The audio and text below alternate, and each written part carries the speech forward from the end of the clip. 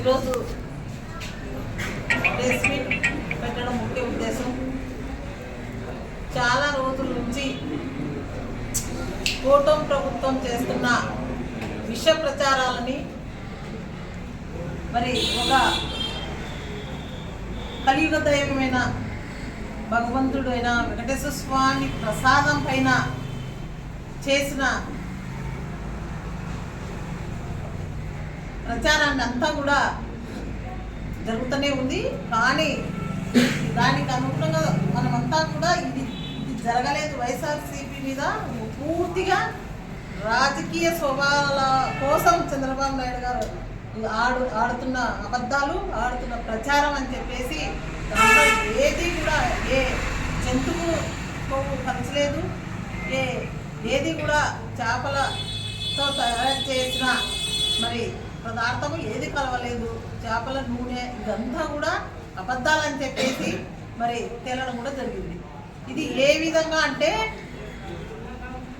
సుప్రీంకోర్టుకు దీంట్లో ఏది జరగలేదని చెప్పేసి మేము సుప్రీంకోర్టుకు వెళ్తామని చెప్పి మేమంతా కూడా సుప్రీంకోర్టులో పోయి వేయడం జరిగింది. సుప్రీంకోర్టులో కూడా నీట్గా కూడా సిబిఐ నీట్గా కూడా దాంట్లో క్లియర్ కట్గా కూడా దీంట్లో ఎంతో దేశవ్యాప్తంగా ప్రతిష్టాత్మకమైన సంస్థలు కూడా మరి ఎన్డీఆర్ఐ, ఎన్డీడీబీ సంస్థలు కూడా దీంట్లో క్లియర్ కట్టుగా దీంట్లో ఏవి కూడా మరి పరిశీలించి దీంట్లో ఏవి కూడా ఏ జంతు కొవ్వు కానీ ఏ చేపల నూనె కానీ ఇతర జంతువులది ఏది కూడా కలవలేదు అని చెప్పి తేల్చడం కూడా జరిగింది. అది వాళ్ళకు తెలుసు, చంద్రబాబు నాయుడు గారికి తెలుసు. మరి ఏ విధంగా ల్యాబ్ చెప్పడం జరిగింది క్లియర్ కట్టగా అని చెప్పేసి పవన్ కళ్యాణ్ గారికి తెలుసు, లోకేష్ గారికి తెలుసు. కానీ మరి వాళ్ళు ఈ విధంగా వచ్చిన సంస్థల పైన దుర్మార్గంగా దాడులు చేయడం, మరి దీన్ని ఎవరైతే ప్రశ్నిస్తే వైఎస్ఆర్సీపీ వాళ్ళు ఇది జరగలేదు, ల్యాబ్ టెక్నీషియన్ కూడా టెక్నికల్గా కూడా టెస్ట్ చేసి చెప్పడం కూడా జరిగిందని చెప్పేసి మా వాళ్ళు ఎవరు మాట్లాడినా కూడా వాళ్ళపైన దాడులు చేయడం, వాళ్ళ ఇళ్లపైన దాడులు చేయడం, వాళ్ళ పైన అనవసరమైన కేసులు పెట్టి ఒక ప్రలోభాలను సృష్టించి ఇదంతా కూడా మాఫీ చేయాలి, ఇదంతా కూడా డైవర్ట్ కావాలని చెప్పేసి ఒక ఉద్దేశంతోనే కూడా క్లియర్ కట్గా కూడా చేయడం కూడా మనమంతా కూడా మరి ఏ విధంగా చేశారో చూసాం. మొన్న యోగి రమేష్ గారు వాళ్ళ ఇండ్లను కూడా అనవసరంగా పెట్రోల్ పంపులు వేసి మరి ఇంటిని నిప్పంటించడం చూసాం. మరి అనవసరంగా ఆయన మాట జారిన రీతిలో ప్రెస్ మీట్ పెట్టి మరి అమ్మటి రామారావు కూడా ప్రెస్ మీట్ పెట్టి నేను మాట దొరలేను క్షమించమని చెప్పి కోరి మళ్ళీ కూడా చెప్పినాక కూడా మళ్ళీ ఇంటి మీదకి పోయి లేడీస్ ఉన్నారని చూడకుండా కూడా ఇంటి మీదకి దాడులు చేసి రౌడీ మూకల్లాగా ప్రవర్తించి ఒక ఎమ్మెల్యే స్థానంలో ఉన్న ఒక మహిళ అయినా మరి చూడకుండా ఆయన భర్త ఇద్దరు కూడా ఆ ఇంటి పైన దాడి చేయడం కూడా మనం చూసాం. మొన్న కూడా ఈ సిట్ వచ్చిన తర్వాత కూడా అందరం కూడా మన దేవాలయాలకు వెళ్ళి ఆ చంద్రబాబు నాయుడు గారికి మరి మళ్ళీ ఎవరైతే వెంకటేశ్వర స్వామి ప్రసాదం పైన అబద్ధాలు ఆడారో వాళ్ళకి మంచి బుద్ధి ప్రసాదించాలని చెప్పేసి మరి అందరం కూడా చేయడం కూడా జరిగింది. దాంతోపాటుగా చిలుకలూరుపేటలో మరి ఎక్స్ మంత్రి అయిన విడుదల రజన గారి మీద కూడా మరి వాళ్ళు ఏ విధంగా దాడికి వచ్చారో మనం అంతా కూడా చూసాం. కాబట్టి ఇవన్నీ కూడా ఒక డైవర్షన్ పాలిటిక్స్ చేయడానికి చంద్రబాబు నాయుడు గారు ఆడుతున్న నాటకం. ఈ విధమైన సంస్థలు చెప్పిన తర్వాత వీళ్ళ ముగ్గురు పవన్ కళ్యాణ్ అయితేనేమి, చంద్రబాబు అయితేనేమి, లోకేష్ గారు అయితేనేమి ప్రజలకు మరి ఎవరు భక్తుల శ్రీవారి భక్తులందరూ కూడా క్షమాపణ చెప్పాలి.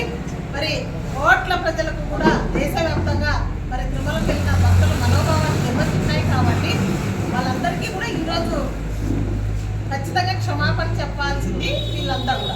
కానీ క్షమాపణ చెప్పకుండా దీన్ని మళ్ళా కూడా పవన్ కళ్యాణ్ గారు ఆ రోజు ఏదైతే మన ముఖ్యమంత్రి చంద్రబాబు నాయుడు గారు మాట్లాడో ఆయన పక్కనే కూర్చుంటాడు.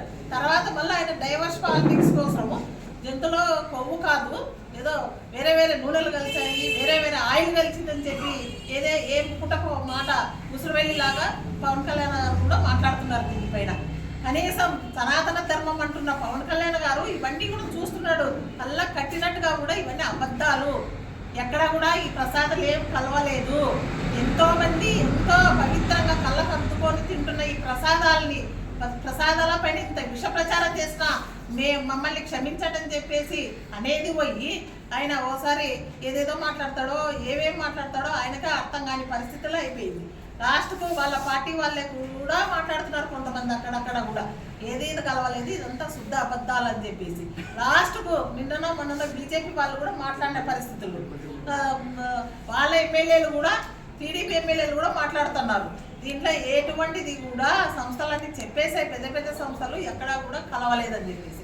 కానీ ఇప్పటికి కూడా ఇంకా అదే రీతిలోనే అబద్ధాన్ని పదే పదే అబద్ధాలు మాట్లాడుకుంటా పదే ఈ విషయాన్ని వక్రీకరించుకుంటా మాట్లాడడం జరుగుతుంది.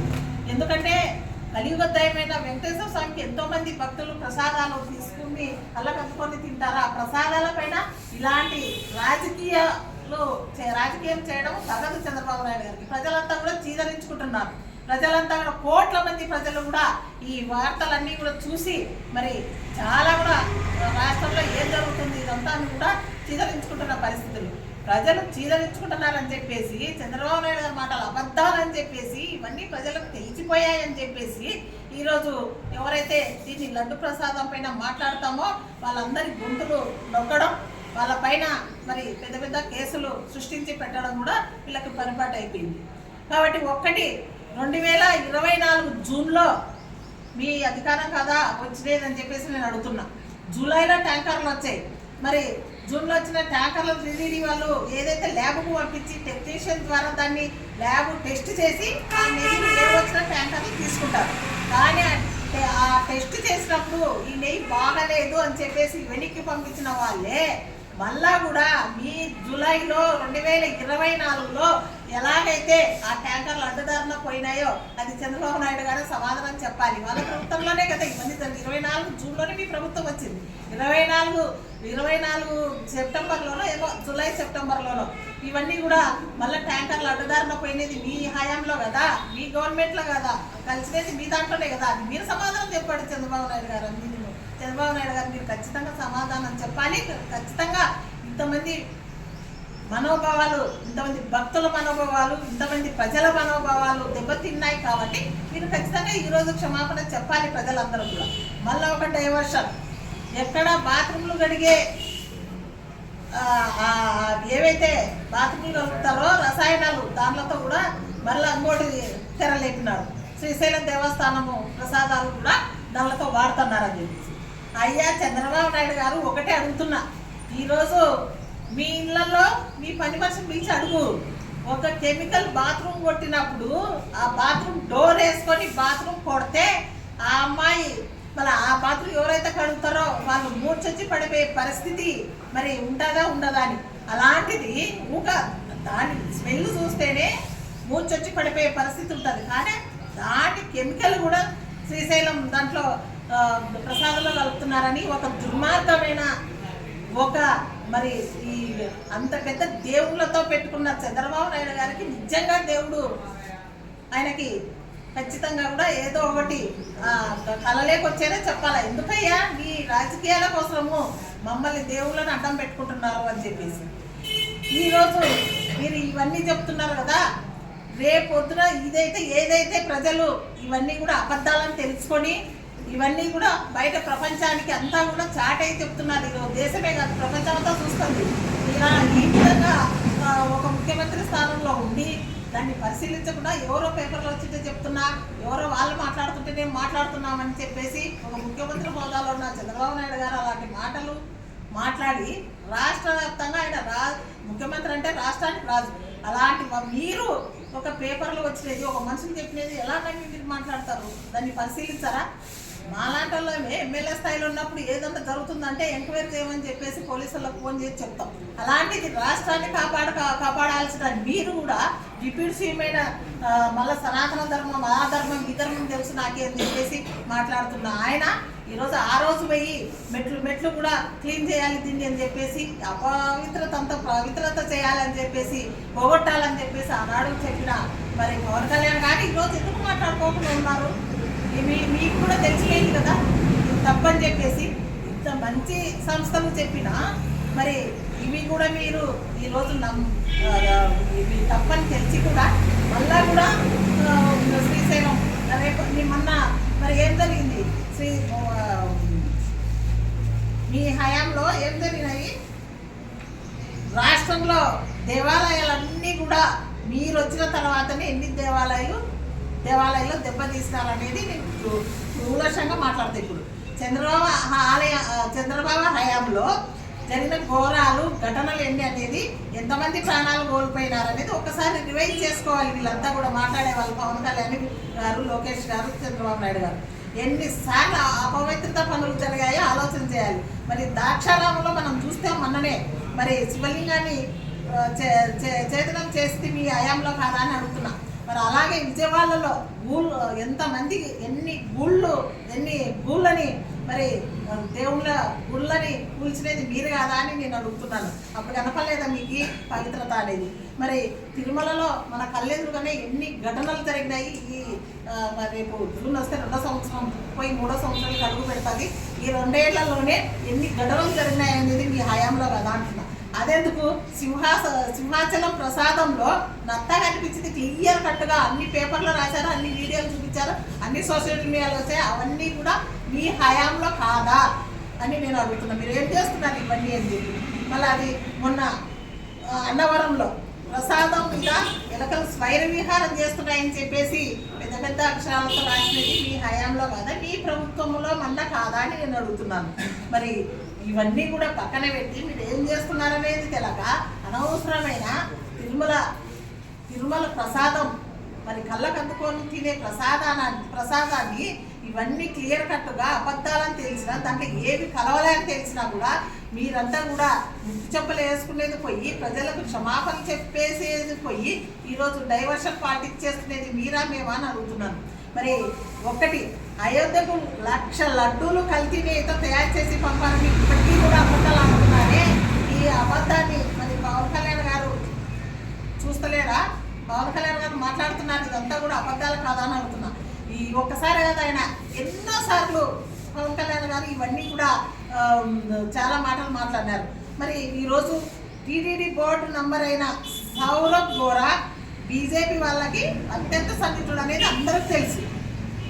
మాకే కాదు, మీ వాళ్ళకి కూడా తెలుసు, పవన్ కళ్యాణ్ గారికి కూడా తెలుసు. మరి ఇంకొకరు మరో మాజీ మెంబర్ రామేశ్వరరావు ఇద్దరు కలిసి ఆ నెయ్యిని సాంప్రదాయ పద్ధతిలో తయారు చేసిన నెయ్యిని మరి డొనేట్ చేసినది మీ వాళ్ళ కాదా అని నేను అడుగుతున్నా. బీజేపీ వాళ్ళ కాదా అని నేను అడుగుతున్నా. దాన్ని వక్రీకరించి చంద్రబాబు నాయుడు గారు అబద్ధాలు చెప్పడం ఇదొకటి. ఇది అబద్ధం కదా అని అడుగుతున్నా. మరి ఇన్ని అబద్ధాల వల్ల పెట్టుకొని రోజుకో స్టేట్మెంట్, రోజుకో అబద్ధాలు, ఇవన్నీ కూడా అబద్ధాల దాంట్లోకి మాట్లాడుతూ పెట్టేస్తున్నాడు పవన్ కళ్యాణ్. ఆయనకు వస్తాసు వాళ్ళకి సీఎం చంద్రబాబు నాయుడు గారికి పవన్ కళ్యాణ్ వస్తాసు వాళ్ళకడం, ఏదో డైవర్షన్ 7వసాట మీటింగ్ పెట్టుకోవడం, ఏదో ఈరోజు ఈ మీటింగ్లో ఒకటి సృష్టిస్తే మాట్లాడితే ఇంకోటి మీటింగ్లో ఇంకోటి సృష్టించడం. ఎందుకంటే ఆయన వాళ్ళ ముఖ్యమంత్రి గారిని ఏదో ఒకటి అడ్డం పెట్టుకొని ఏదో ఒకటి డైవర్షన్ చేయాలి కదా అనే ఉద్దేశంతో మాట్లాడతాడు. ఆయన రోజుకో స్టేట్మెంట్తో ఆయన పరిమితం అయిపోయినాడు పవన్ కళ్యాణ్ గారు. మరి టీడీపీని ప్రక్షాళన చేయడానికి శ్యామలరావు గారిని తీసుకొచ్చామని చెప్పేసి వాళ్ళు మాట్లాడేది. మరి అదే శ్యామలరావు గారిని మీరు ఎందుకు పంపించేశారు వాపస్ అనేది మేము అడుగుతున్నాం. మీరు ఎందుకు పంపించారా? మాట్లాడేది మీరే. ఆయనే 2 సార్లు టీడీడీ ఈవోగా మీరే సింగల్ని ఆ రోజు మీరే పెట్టుకున్నారు. మళ్ళా కూడా ఆయనని బదిలీ చేశారు. ఇప్పటికీ ఇవన్నీ కూడా చూస్తుంటే మీరు చేస్తున్న అబద్ధాలు అనేది ప్రజలకు క్లియర్ కట్గా తెలుస్తుంది. మీరే పెట్టుకునేటోళ్ళనే మీరే పంపించేస్తున్నారు 2 నెలలకోసారి. మీరే ఈవోని మీరు నిర్ణయించుకుంటారు. మీరే 2 రోజులు పోయినాక మీరే మంచి చేయాలని తీసుకొచ్చామని చెప్పేసి మీరే తీసేసుకుంటున్నారంటే ఇన్ని అబద్ధాలు ఆడుతున్న చంద్రబాబు నాయుడు గారు మరి ప్రజలకు క్షమాపణ కోరాలా లేదా అని నేను అడుగుతున్నా. ఖచ్చితంగా ప్రజలకు క్షమాపణ చెప్పాలా. ఖచ్చితంగా కూడా ఈ డైవర్షన్ మీ రాజకీయాల కోసము పెద్ద దేవుళ్ళని పెట్టుకున్నారు. అయ్యా దేవుడు ఎప్పుడోసారి మీకు ఖచ్చితంగా జ్ఞానోదయం అయితే చేస్తాడు. కలియుగదైవం అంటే దేవుళ్ళకు నిబ్బరం ఎక్కువ. అంతలేదే మనమంతా కూడా ఏమైపోతాం. మనం ఒకసారి సంతోషం వచ్చినప్పుడు దేవుణ్ణి మొక్కుతాం. ఏదైనా చిన్న బాధ కలిగినా కూడా దేవుణ్ణి మనమంతా కూడా తిట్టుకుంటామా లేదా? మళ్ళా దేవుడా నాకు ఎందుకు ఈ శిక్ష ఇచ్చినావు, అన్నిసార్లు మొక్కినా అని కూడా.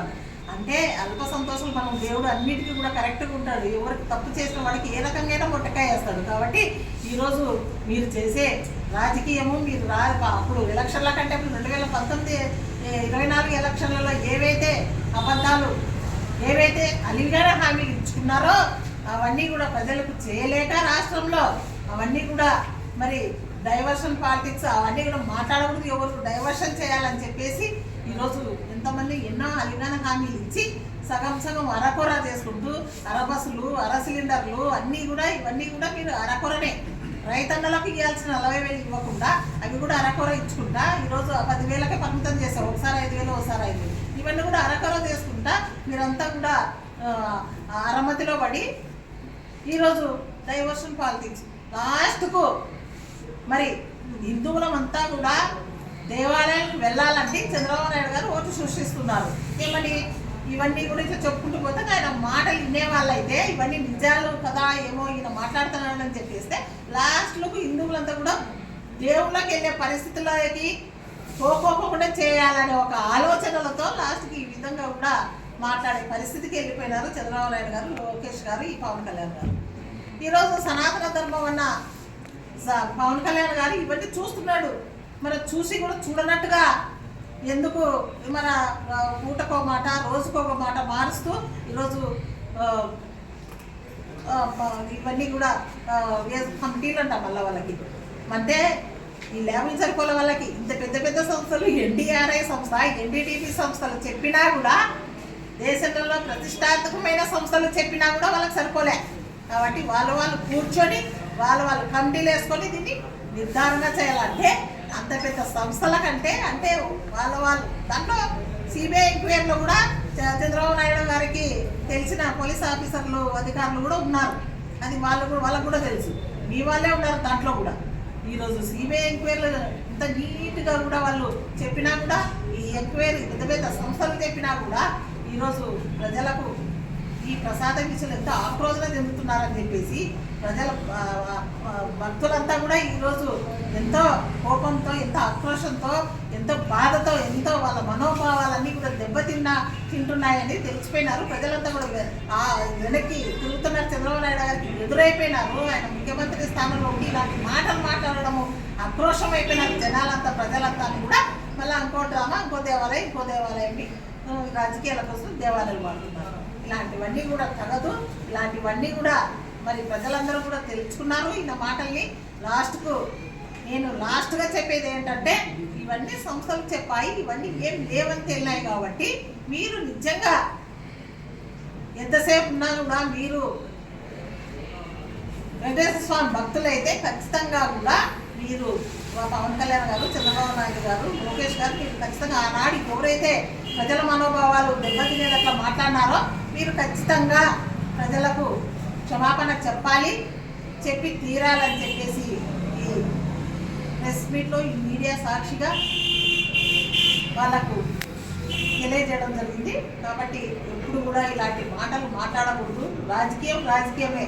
ఏ అధికారాలు కూడా శాశ్వతం కాదు, ఎవరు కూడా శాశ్వతం కాదు. అధికారంలో ఉన్నప్పుడు మంచి పనులు చేస్తే అవి శాశ్వతంగా వెళ్ళిపోతాయి. కానీ ఏదో మాటలు దాటవేయడానికి ఏదో అధికారంలో కూర్చోవడానికి ఎన్నో హామీలు ఇచ్చి అబద్ధాల హామీలు ఇచ్చి నెరవేర్చకుండా దాన్ని డైవర్షన్ పాలిటిక్స్ చేస్తే ఇక్కడ ఎవరు ప్రజలు తిప్పళ్ళు కాదు.